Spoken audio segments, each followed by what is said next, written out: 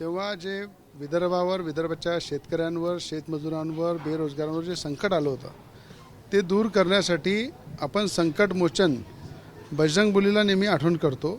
तेव्हा मुंबईला हनुमान चालीसा वास्तव म्हटल्यानंतर नवनीत राणा आणि मला ज्या पद्धतीने राजद्रोह दाखल करण्यात आला, 14 दिवस जेलमध्ये ठेवण्यात आलं आणि तेव्हाच जेलमध्ये बसूनच मी प्रतिज्ञा केली होती की 111 फूट उंच बजरंगबलीची मूर्ती अमरावतीला बसवणार। जेव्हा उद्धव ठाकरे हेलिकॉप्टरने येतील किंवा कुठलाही मोठा माणूस हेलिकॉप्टर आल्यानंतर त्याला पहिले बजरंगबलीची मूर्ती दिसली पाहिजे की ज्या शहरामध्ये बजरंगबलींची मूर्ती आहे 111 फूट उंच, जे राज्यामध्ये पहिली मूर्ती आहे की 111 फूट उंच अशी बजरंगबलीची मूर्ती या ठिकाणी हनुमानगडीला बसत आहे आणि 99% त्याचं कामसुद्धा झालेलं आहे। म्हणून या ठिकाणी ती संकल्पना घेऊन 111 फूट मूर्तीची स्थापना केली। आज जवळपास 99% काम पूर्ण झालेलं आहे। 3 लाखापेक्षा जास्त लोकांनी 1 रुपयाच्या रूपामध्ये आपलं दान या मूर्तीसाठी दिलेलं आहे आणि हे दान पूर्ण मूर्तीच्या फाउंडेशनमध्ये, त्यांच्या मुकुटामध्ये आणि मूर्तीच्या पूर्ण अष्टधातूच्या माध्यमातून पूर्ण मूर्ती भरण्यात आलेली आहे।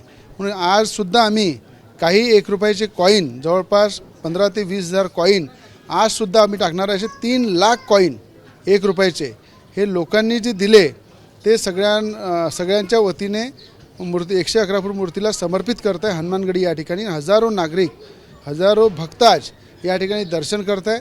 या ठिकाणी मोठ्या प्रमाणात महाप्रसाद सुरू आहे आणि आज अमरावतीचं वैभव म्हणून हे हनुमानगडी ओळखला जात आहे। हनुमानगडीची मूर्ती सगळ्यांच्या हृदयामध्ये आहे म्हणून हनुमान जयंतीनिमित्त या ठिकाणी मोठा उत्सव इथे साजरा होत आहे। कधीपर्यंत पूर्ण होतो? मुख्यमंत्र्यांच्या हाताने, देवेंद्र फडणवीस साहेबांच्या हाताने या ठिकाणी आपण भूमिपूजन केलं होतं आणि येणाऱ्या 6 महिन्यामध्ये पूर्ण मूर्तीचं काम, सौंदर्यीकरणाचं काम पूर्ण होईल। देशाचे गृहमंत्री अमित शाह साहेब यांच्या हाताने याचं लोकार्पण आपण करणार आहे आणि त्यांना मी स्वतः पूर्ण मूर्तीची माहिती, मूर्तीबद्दल हनुमानगडीमध्ये ज्या पद्धतीने आम्ही सौंदर्यीकरण करताय, मूर्तीची स्थापना करताय या संदर्भात 1 वर्षाआधीच त्यांना पूर्ण माहिती दिली होती। त्यांनी सांगितलं होतं की जेव्हा याचं लोकार्पण कराल तेव्हा मी सुद्धा त्यांच्या दर्शनाला येईल आणि या लोकार्पणाला येईल।